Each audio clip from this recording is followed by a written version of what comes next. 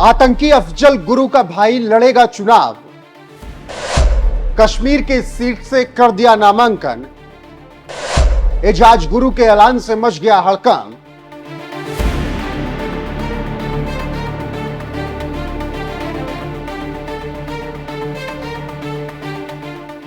नमस्कार, मैं हूं आपके साथ रोहित और आप देख रहे हैं एनएफ न्यूज। जम्मू कश्मीर से 370 हटने के बाद से हालात लगातार बदल रहे हैं।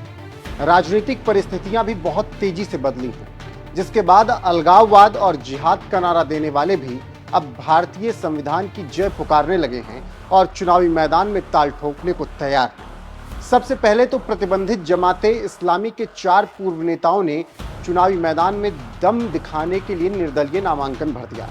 ये वही संगठन है जिसे कश्मीर में आतंकवाद और अलगाववाद की जननी कहा जाता है। वहीं इसके अलावा आतंकी अफजल गुरु के भाई ने भी चुनाव लड़ने का ऐलान कर दिया है। याद तो होगा ही, मोहम्मद अफजल गुरु कुख्यात आतंकी था। 2001 में भारतीय संसद पर हुए आतंकवादी हमले का दोषी था। संसद पर हुए आतंकी हमले का मास्टरमाइंड अफजल गुरु ही था, जिसे 9 फरवरी 2013 को दिल्ली के तिहाड़ जेल में फांसी पर लटका दिया गया।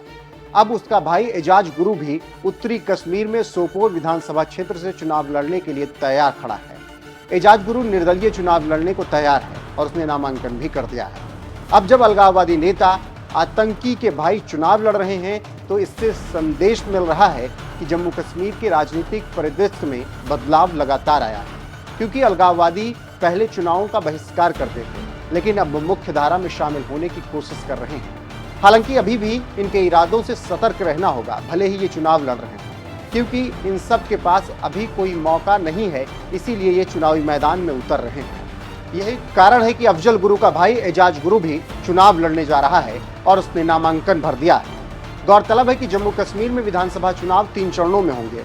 पहले चरण का चुनाव 18 सितंबर को, दूसरे चरण का चुनाव 25 सितंबर को और तीसरे और आखिरी चरण का चुनाव 1 अक्टूबर को होगा।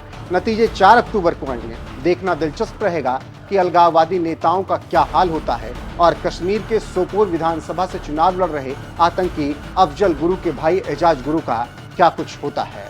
आपको बताते चले कि 2014 में जब से केंद्र में मोदी की सरकार आई है, लगातार जम्मू कश्मीर के लिए काम किया गया।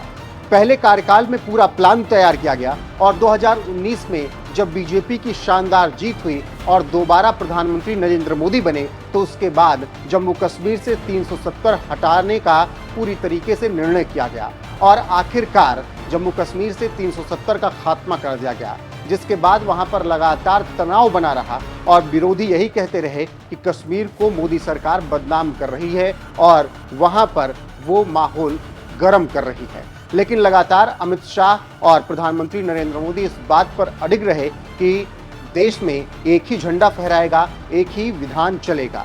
और जब से 370 हटाया गया, कश्मीर में लगातार शांति आई है और अब इतना बड़ा परिवर्तन आया है कि अलगाववादी नेता और इसके अलावा आतंकवादी के भाई भी विधानसभा चुनाव लड़ने के लिए तैयार हैं। ऐसे में जिस तरीके से अफजल गुरु के भाई एजाज गुरु ने कश्मीर के सोपोर विधानसभा से चुनाव लड़ने का ऐलान किया है और निर्दलीय नामांकन भर दिया है, उस पर आपकी राय क्या है, कमेंट में जरूर बताएं और बने रहें हमारे साथ। नमस्कार।